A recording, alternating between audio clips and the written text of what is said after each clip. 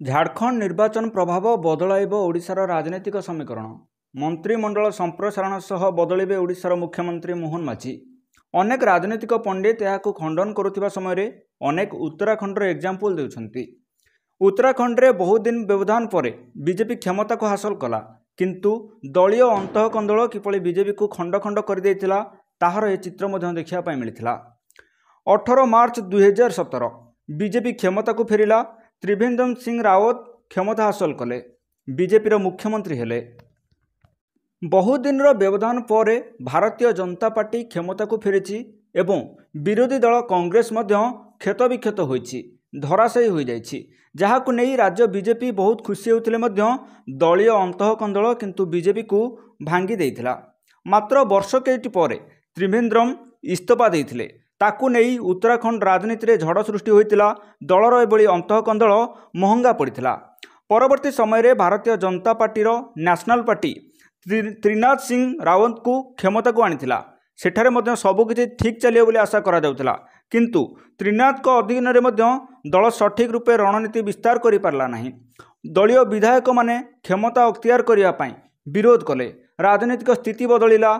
एथि समय अनेक भारतीय जनता पार्टीर वरिष्ठ नेता माने मध्य एहाकु नै असंतोष व्यक्त कले। ओडिशार मोहन माझी सरकार परि त्रिनाथ सिंह मध्य सरप्राइज कैंडिडेट थिले। केही आशा करि नथिले उत्तराखंड रे त्रिनाथ सिंह मुख्यमंत्री हेबे। ठीक जेभली एबे ओडिशा रे मोहन माझी क्षमता को फेरिछंती, किंतु शासन अधिक दिन तिष्ठि नथिला। मात्र 116 दिन पर पुणी क्षमता हस्तांतर हैला।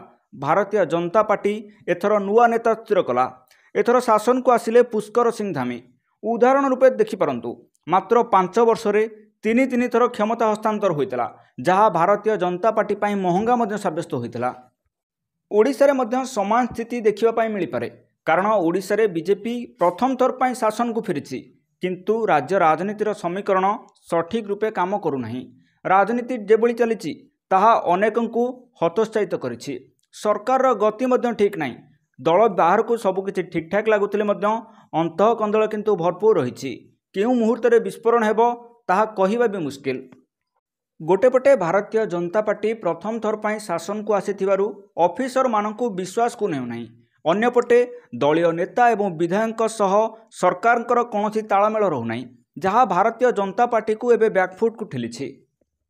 एसबु भितरे सबुठारु अधिक चिंता बढ़ाई दलीय अंतःकंदल।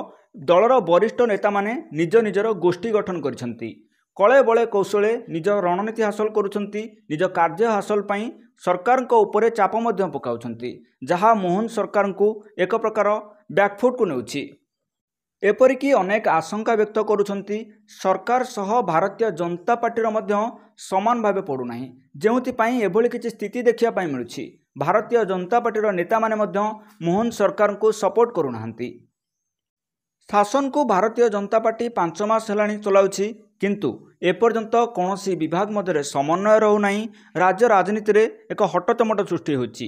जेभली कार्यानुष्ठान निया जिबा कथा ताहा मध्य देखिया पाई मिलू नाही। आपण जगन्नाथ को पहंडी कथा कहंतु, बलभद्र रथ टणा कथा कहंतु, अन्यपटे आंब टाकुआ सहित राज्यपाल पुअर माड़ कथा कहंतु, ओडिया अस्मिता नारा देई ओडिशा को शासन को आसुतिबा भारतीय जनता पार्टीर एभली किछि कहानी एबे भारतीय राजनीति रे चर्चार प्रसंग पलटिछि। मुख्य विरोधी दल विजु जनता दल तरफ जो विरोध होगा कथा भारतीय जनता पार्टी से तो वर्ती जाउछि, किंतु निज दलीय अंतःकंदल एवं दल नेता मानक विरोधरू ओडिशार मोहन सरकार वर्ती पारिबे तो ताकू नहीं राजनीतिक महल रे एबे जोरदार चर्चा।